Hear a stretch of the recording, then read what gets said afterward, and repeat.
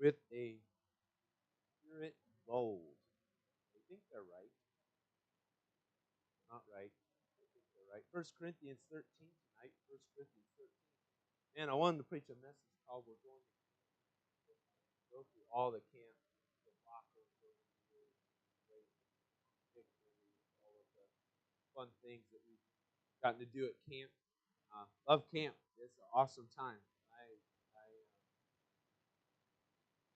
moving it from the time it was to the time now. I don't always get to go to junior camp, and I love junior camp as much as any of the camps because the most help is needed there. And uh, man, it's just awesome stuff watching little kids grow. Now all the little kids that you had at junior camp are all in senior camp. They're like, whoa, whoa, whoa, whoa, whoa, whoa, whoa, whoa, whoa. Slow down, slow down. That's how I look forward to it. But we're going to talk about when I was a child, and we'll gear towards some mindsets, and especially at camp, some reminders. Because truthfully, going to camp, a lot of you kids, your parents aren't going. You're there with people you know, but there's opportunities for you to think and to make choices. And am I going to do the right choice, even though I don't always have somebody right there? You have, yes, you have counselors, you got junior counselors, you got helpers and stuff. But the message tonight, when I was a child, as we go through the chapter here and see the mindset changes when I start to get older, and I get responsibility, and I start to grow, and all for the better. These are all good things. This is why we have camp as part of it. It says we're teaching things, and you see other people make good decisions, and it encourages you to make good decisions. And just be thankful this isn't Riverview Baptist Junior Camp, because they do awards every night at random acts of kindness, and all the counselors hunt down. You're supposed to watch for, like, hey, he didn't knock his sister's tooth out today. He actually helped her. A random act of kindness, and award here and award, and that goes on for like it seems like hours at the end of service every night, and the kids are sitting there waiting like they just got an Olympic medal. It's incredible, but the whole idea is encourage the right spirit, encourage the right thinking and the right thought patterns, and oh man, I get a reward for doing the right thing. Yeah, yeah. Now in real life, do you? Hey, I just say the Lord's keeping track of all those things and me doing the right things, and so and there's people watching, and so 1 Corinthians chapter number 13. We're going to read through, and then we're going to hammer down just one verse tonight. But I was the wedding, Miss May's daughter. Wonderful wedding. What a blessing. I was thinking about that when I was looking through the chapter and different things. Really blessed. I know everybody couldn't go to it, but it was just really, really good wedding. And a lot of things in there reminded me of just really good stuff here in this chapter. Though I speak with the tongues of men and of angels and have not charity, I am become as a sounding brass or as a tinkling cymbal. Uh, you don't end up just being a sound machine, that's for sure. Okay, you want your words to carry weight. You want your words to mean something to people. Using less is better. And charity is the theme in this chapter. It's love chapter. It is a couples retreat chapter. Could be a wedding chapter. All these things. As you grow older, you should start to love people more, because of a relationship with Christ. When people don't have a relationship with Christ, it goes the other way. They do not love people more. And you're like, oh, what happened to this person? They're a cranky person. I was like, hey, there's no love there. There's no love there. And so here, there's a lot of things going on, obviously, in First Corinthians. Those of us that know the chapter, and Paul's trying to keep church from it blowing up, and people thinking different things. And I'm able to do this, and I'm able to do this, and that's what makes me important. He says you have to love people. You have to, and if you don't have that, what we're doing is no good. We'll start our football here, and if it's not love for, it can't be love for the game. That's not enough. It can't be love for the sport. It's not enough. You have to love the people you do it with, because when the times get really hard, it's like man, you got to band together. I'm doing it for this person. I'm doing it for, and it's love that helps that grow together. Now, teaching young men to love each other is like it's a challenge. There's a little challenge. If it was girls, it'd be like, oh yeah, okay, we got it. I don't know, maybe I'm just saying. Both guys are like, oh, I don't know. It's like, hey, we gotta come together here. Verse 2: as though I have the gift of prophecy and understand all mysteries and all knowledge, and though I have all faith, so that I could remove mountains, and have not charity, I am nothing. Though I bestow all my goods to feed the poor. Some people think that's where life is at. Though I give my body to be burned and have not charity, it profiteth me nothing. I have nothing, I have no profit. Verse 4, charity suffereth long and is kind. Charity envieth not. Charity vaunteth not itself. It is not puffed up, doth not behave itself unseemly, seeketh not her own, is not easily provoked, thinketh no evil, rejoiceth not in iniquity, but rejoiceth in the truth, beareth all things. Charity believeth all things. Charity hopeth all things, verse 7. Charity endureth all things. Okay? It does all these things. And that is why it's such an important attribute in our Christian lives. Charity never faileth. Now, entropy destroys everything. I mean, everything is tended towards randomness and disorder. That is part of thermodynamics. That is part of the rules of the game that God set in place. We can't change that. Now, we can join Greenpeace, and we can join Save the Whales, and we can join Stop the Jets, and we can join little Miss Swedish Girl's cry for whatever she's doing now. Can't remember Greta's in jail or not in jail. It's a weird life she has. We can do all that. Not going to stop this tendency towards randomness. Just not going to do it. But charity doesn't fail. It doesn't. It's one of those things. It goes against. Charity never faileth. But whether there be prophecies, they shall fail. Whether there be tongues, they shall cease. Whether there shall be knowledge, it shall vanish away. For we know in part, and we prophesy in part. Now, when it talks about the charity not failing compared to those other things, I could preach a message and that could be forgotten, right? But my love for somebody or your love for somebody can be remembered for a long time. And it could inspire somebody to continue to love somebody. That's what it's talking about there. We'll pray here and then we'll continue reading. Father, we love you. Ask that you'd help us, Lord, with this message tonight. Just a challenge of the thoughts. Lord, 2 thoughts, 5 pairs tonight. Lord, I just pray that you'd help us. And as we grow, I pray for our young people as they go to camp. Lord, that you'd work in their hearts. And Father, we just pray for our young people. They see with serving you is the greatest thing they could ever do. And loving you is the greatest act they could ever do at this age. And being obedient and learning, Father, having a great time at camp, singing, playing the games, all those things. But Father, loving you is so important. And I just pray that you'd bless and help us tonight. In Christ's name we pray. Amen. Verse number 10 says, "But when that which is perfect is come, then that which in part shall be done away." So we would take our matured self over a half-grown self and say, I'm staying here. I'm not going to go backwards that way. If I'm growing in charity, if I'm growing that way, I want to continue. I want to stay there. I don't want to go backwards. And I want to continue in my walk as I can continue in the overall journey here. Verse number 11 says, "When I was a child," this is our verse tonight. "When I was a child, I spake as a child. I understood as a child. I thought as a child. When I became a man, I put away childish things." So when does that happen? 13, 12, when you just change the way you think. You have to change the way you think. And so we'll challenge with thoughts tonight, pairs of thoughts. Then you're like, man, I think like that.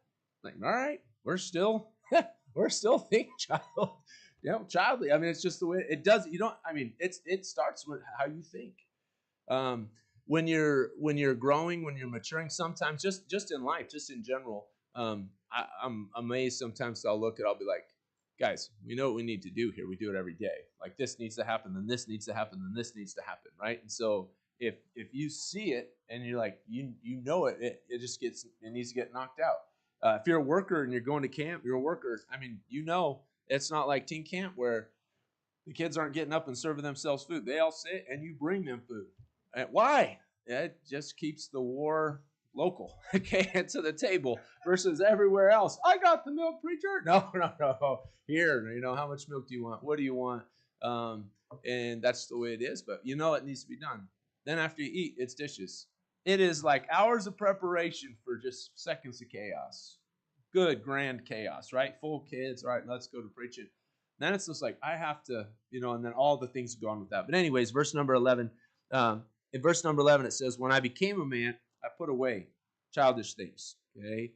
When that which is perfect has come. It's like I didn't go back to those ways of thinking. Okay. I kept going. I kept moving on. For now we see through a glass darkly, but then face to face. Now I know in part, then shall I know even as also I am known.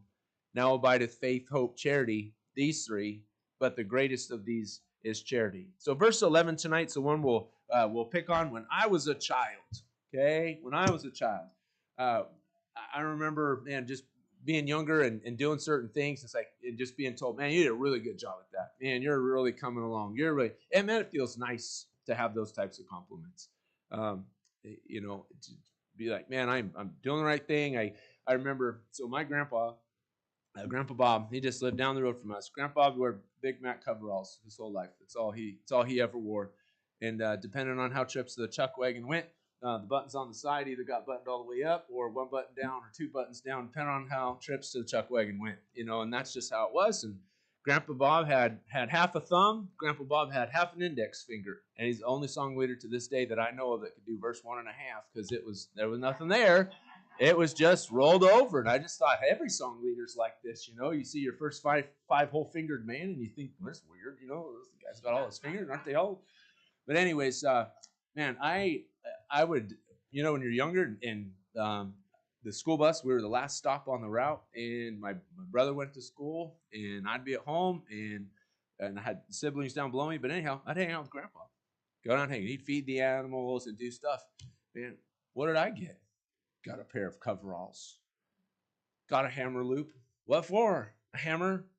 What were you building? I don't know. Nothing. But it's like you wanted to make and grow and be that next. But now I don't have a pair of coveralls to my name. I don't. Well, now I look at them sometimes and think that'd be easy. Just jump in them, jump out, hang them up. And you look at the old picture. I don't know. It's like the phone, right? It hears you think. Get a lot of old pictures, black and whites of coal miners and just all kinds of different stuff. You look at what the dress was of the day. A lot of them just coveralls. And they'd patch them up, whatever they had, feed sacks or aprons or cover, just anything. They just patch them up. But anyways, wanted to be like him. Wanted to emulate, do those things. You get around people that are going the right direction. That's a good thing. That's a good thing. You do not want to stay as a child. You just don't want to. That's just not the way. And in life, there's different times, there's different places, there's different people, there's different situations. Like church is one of them. You have places where you kind of promote and graduate. Now I'm not do the big promotions and all that stuff. I know some Sunday schools and stuff. I've promoted, yay. Well, you walk from this room to this room now. It's like it's a big thing. School promotions. Finishing 8th grade is a big deal. Finishing high school, it's a big deal. I want to stay. We struggled a lot of times with bus kids and bus ministry promoting to the next class where they had to change rooms. And it was always frustrating because you always had to hunt kids down because they wouldn't, but I think this is they loved being loved. That's what it was. And they were just so like, oh no, I got to go to teen church. And like, yeah, you're in 9th grade, you're in 10th grade. You can't be hanging out with 6th graders. That's weird. It's like, get up to the next. So there's these different places where you promote. And that should be exciting because as you do, you get to do different stuff, fun stuff, newer stuff, right? Maybe if you went to camp and maybe you're getting ready to age out of junior camp, like, next year I got to go teen camp. Don't worry. Everybody else does too. Teen camp's fun. Stay up later, Maybe a little more freedom at Snack Shack. I don't know. I can't remember. I don't keep track of all that stuff. Food's different. Schedule's different. But there's different things in life that you get to enjoy because you're older. Now, with that comes the thoughts and the thinking. And the thinking part is the big part. That's how that's how I can tell somebody's like, hey, we're making progress here. Is how I'm thinking. Anticipation and thinking ahead is a big part of growing up. Knowing what's going to take place. Being surprised all the time. Being surprised, late, unprepared is not. That just shows we're not thinking ahead. What's down the road. Now, preacher, I can't predict the future. I said, no, that's not what I'm talking about. But like on a school night, I know I need to get to bed because if I don't sleep well, the start of the day doesn't start well. It's going to carry itself throughout the day. And so being prepared and just going to bed. Right now, we're just trying to convince young people, go to bed. I promise you, it'll help. Why do you look like you just, was resurrected? It's like, you never went to sleep. Like, go to bed. Like, it doesn't, you don't even have to be an athlete to go to bed. All you got to do is lay down. That's it. Fall down.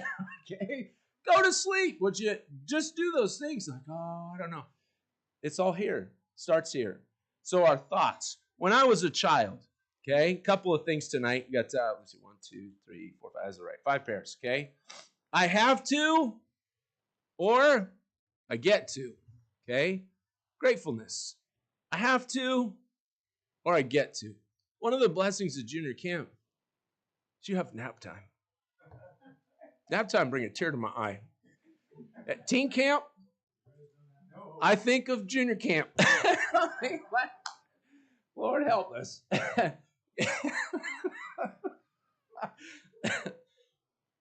Brother Severs, where were you? Went and found a shady spot. Yeah, you did, at the golf course, wherever. I was like, I want to go take a nap. I'm tired. I have to, or I get to. I remember growing up, we had mom with it. We were taking naps on Sunday afternoons every time. Like, it was like in the Bible. It's probably Old Testament. It's in there. It's like, you had to take, and I'm like, why? I feel great. Let's go. No, you need to. People, I got to have it. More than drugs, more than anything. Sunday afternoon nap, even if it's just short, it's like the mentality that I took one, right? And I did myself. I know, body knows. Sometimes I'll say, oh man, we gotta knock this out real quick. But no, body's like, take a nap. I have to, or man, I get to. A lot of times at teen camp, you're telling yourself, right, Miss Shelley, I get to stay up till 1 o'clock. I get to have Caden time. This is exciting. I get to be, man, like, the end, you're just like, oh, I just want to go. But I get to, or I have to, okay? Are you grateful? Are you grateful? Next one tonight. When I was a child. Me first? Or, no, please, you go first. Okay? All right, line up at the flagpole. All right, line up at the chapel. All right, line up for this. There's some good shoving matches that go on if you kind of watch. It's usually towards the front of the line. For whatever reason, bro, they don't fight each other in the back of the line. It's just everybody's accepted they're in last place or whatever. Or they think somehow there's only enough for the people in the front, and they just, no. Okay, growing up and having that mentality, I want to put other people first. Philippians 2, the example that the Lord gives us, the mindset that Christ had for us is that we would be servants. That's the example that he showed. And serving others is that think also on the things of others. Now, that's not talking about think about all the things they have. You think about their situation. You think about how they're doing. And the Bible tells us those things that we do, those are going to come back anyways. The things that we sow, we're going to reap. Somebody's going to be thinking about us, and it's just the way it goes. And if that hurts or for you to say nobody would ever think about it, then the Lord does. It's always going on, but he wants us to think about other people. Me first, or no, please, you go first. There'll be lots of opportunities for that.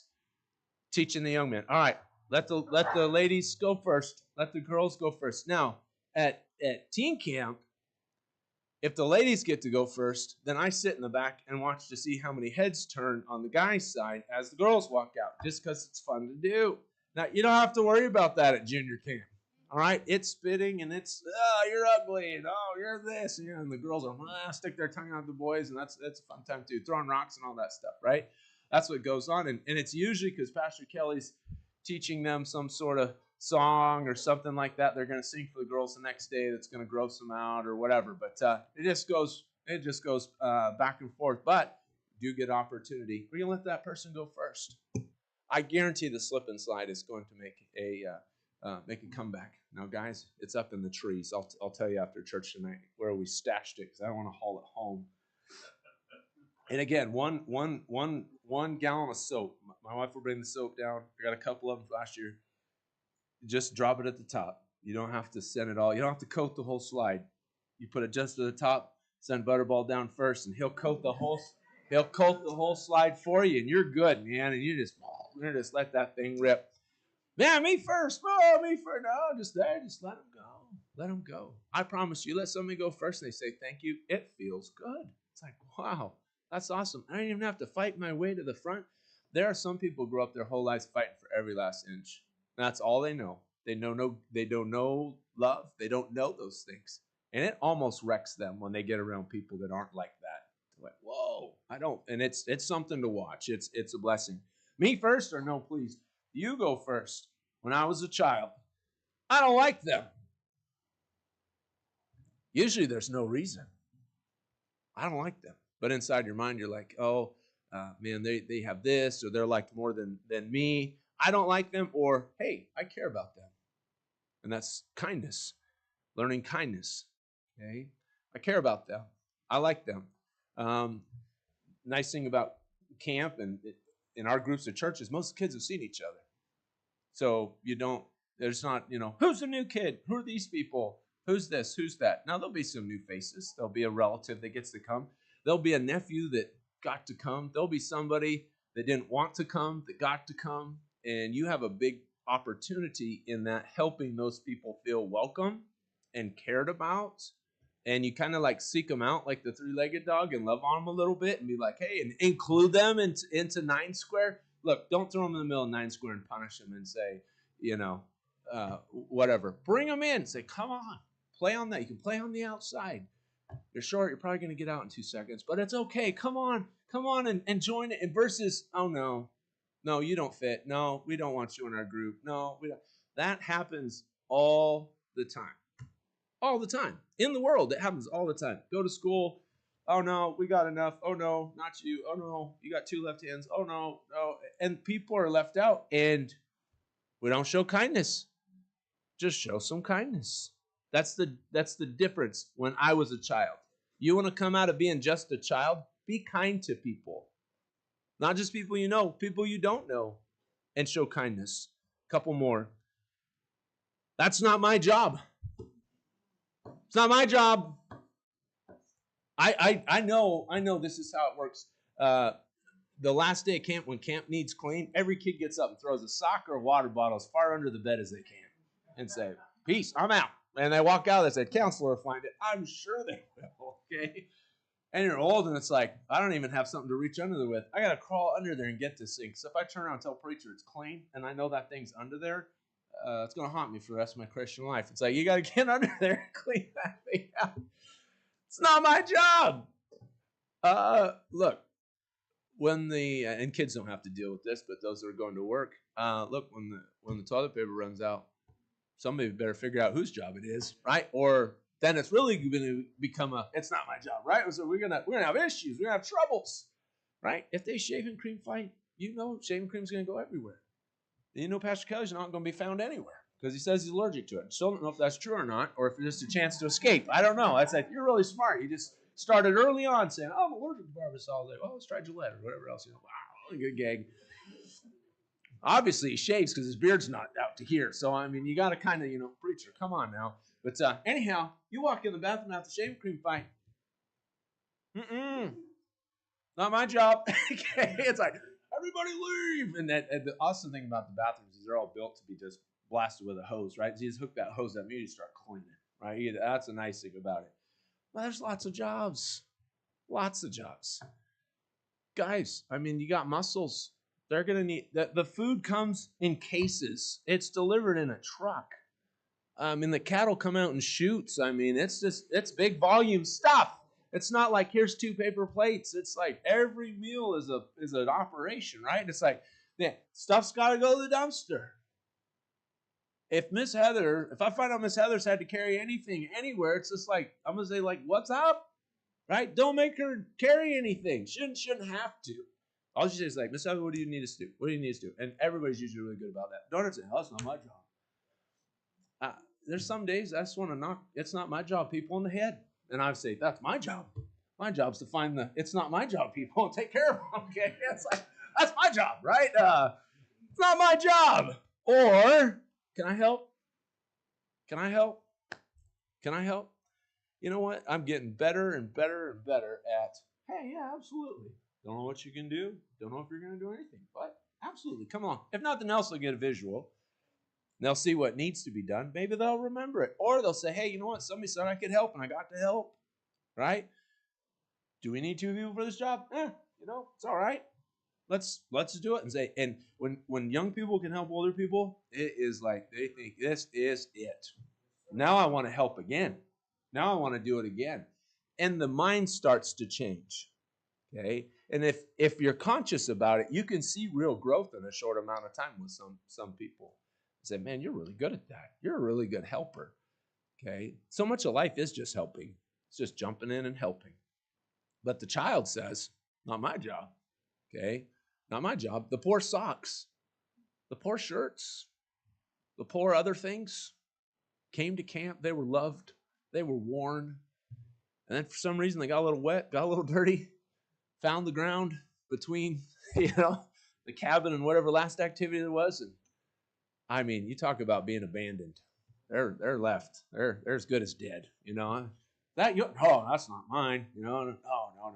Kids don't even know they brought clothes to camp. I mean, most of them, they're just like this. That's the difference in junior camp. They're just like, what's this suitcase? Your clothes fell. Oh, my soul. I've wrestled kids before to get their clothes. I mean, like, look, dude, you've got to change, all right? There's stuff growing off of you. That's at least, we haven't found the lake yet or the shower. But I was like, we've got to change. It's got to happen. Not my job is thoughtfulness. Okay, thoughtfulness. Okay, you look and it's like, that needs to happen. This needs to get done. By the way, all the cardboard gets stomped on and thrown in the door in the stairwell that goes up out of the kitchen out of the back. That's all the cardboard's at, guys. So you stick your head in that door and just look, cardboard pile's getting high, just get it yarded out and get it to the cardboard box. That's about what it takes. Where's the cardboard? Where do they magically keep the cardboard? It's there. All right, same place you plug the hose in. I mean, it's pretty simple. But anyways, that's what you're looking for. We need more of this. We need some of this. We need chairs moved here. Guess what? Camp gets set up, and because we don't live down there, we don't really. We show up and it's set up, right? That's awesome. But awesomeness doesn't just happen. It takes time, and so we're there for teardown. Teardown happens. That's the real deal, right? When's it done? The answer is when it's done. I've finished so many camps now, like going and fishing. Like growing up, my grandmother used to be the camp cook where we went to camp. So that meant Costco. I'm talking about this word. Costco trips, all the stuff. That's the front end. Then you have to appease the director and the camp person that says, all right, sign off and you're good. And you walk around. Everybody's already left. Hey, we're going home. Not the people that got to finish. And it's just got to be done. When's it done? When it's done. When it's clean. And if you ever get asked to do a job and somebody says, all right, can you go make sure this is done? Yes. What is the standard for done? Okay, make sure you ask that, okay? Because sometimes there's a difference, all right? Just ask, say, when is it done? That's not my job. Can I help? All right? When I was a child, I thought as a child. So I understood as a child. I didn't realize where stuff came from. I didn't realize what things had to be done. But now we're growing. Now we're growing. And instead of being the person that has to be helped do everything, man, we could help somebody. Listen, you could be a camper and you just help that next younger camper next to you. There's the difference in ages in the camp, right? And so you're aging out at, what's the top end? 6th grade? Is that right? 6th grade, junior camp, somewhere in there, right? You get a 3rd grader. There's a big difference between 6th grade and 3rd grade. A big difference. Oh, yeah, I could trample them in football. Don't, all right? Make sure they hit the ball and kick ball. Make sure they do whatever. Tell them good job. Encourage them, okay? Don't say, oh, we don't want you because you're not. No. Thoughtfulness. Okay, last one tonight. My will or thy will. My will or thy will. Okay, we can go to camp sometimes, and thankfully it's typically not an issue at camp. But having our hearts hard towards preaching, having our hearts hard towards teaching, oh man, we gotta listen to this again. One of the best parts of camp is the middle section, missionary story, then nap time. That's one of the best. But missionary story is who did I think is doing it? I think Brother Sievers is doing missionary story this year. I think it's awesome. What do you learn about missions? It's a lot of fun. Story's great. Story time's good. As long as it's not too crazy hot and the fan's on, we can stay awake. But man, life, my will. Okay, so as I get older and I'm thinking about different things as I'm growing, as my mind's changing from I have to I get to, from me first to no, you go first, or I don't like those people, to oh, I care about those people, or that's not my job, can I help? Our life is not our own. It's not our own. And whether you live to be 100 or you live to be 10, okay, your life's not yours. And so you can choose to say, you know what, I want to hang on to my life and do with it what I want to, or I can give it to God and let Him use it and live a very, very, very, very fulfilled, satisfied life in Christ, and say, you know what, I want to let the Lord use my life. Even if you don't even understand fully what that means, just knowing that, hey, it's not me making the decisions for me. It's I'm letting God make those decisions for me, and I'm just going to obey and do those things. And you're going to find out not all the friends that you have are going to think like that. And you're going to have to decide, I'm still going to think that way even though they don't. And that's part of the difference of not thinking like a child anymore. And the writer here says, Paul says, I put away the childish things. I put those things away, not to ever get them out again. Okay, I just put those things away. Because to live for others and to live for the Lord is the best thing you can do. And to be able to do that, you can't just say, well, I just need the power to do this today. The chapter tells us we need charity. Okay, so we love God the right way. We can love people the right way. We can love the things that we need to do the right way. And as you do them, it's just, man, it's nothing flashy sometimes. It's not like sometimes it's fun to get to help. Man, some people only jump into jobs if, by the way, if they know they're going to get recognized for it. And that's unfortunate. Because a lot of the jobs that need to get done, they're in the dungeons. They're in the pits. They're in the places that smell really bad because of certain things, or certain, things happen. And it's just like, we need some help. And people show up and they see the crime scene and they're just like, oh, I can't do that. I'm like, yes, we can.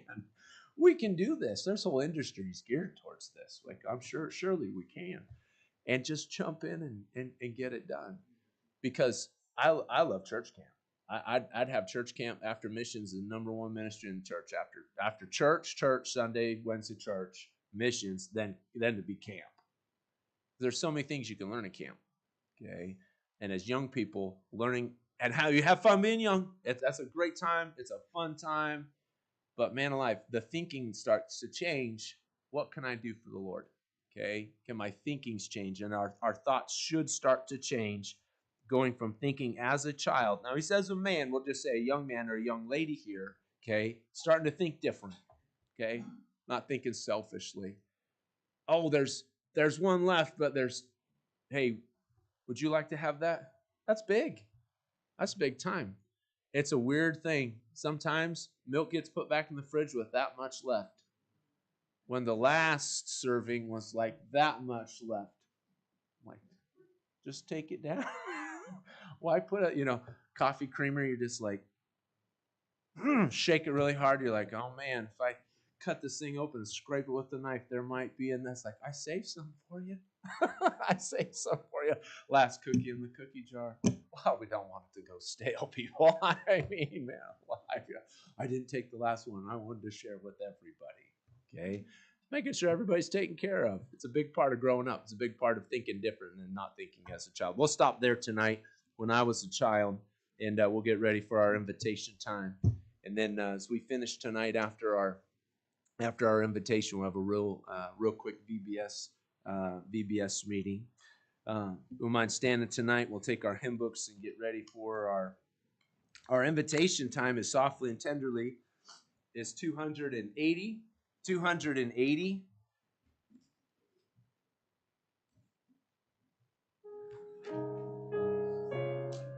We'll sing tonight.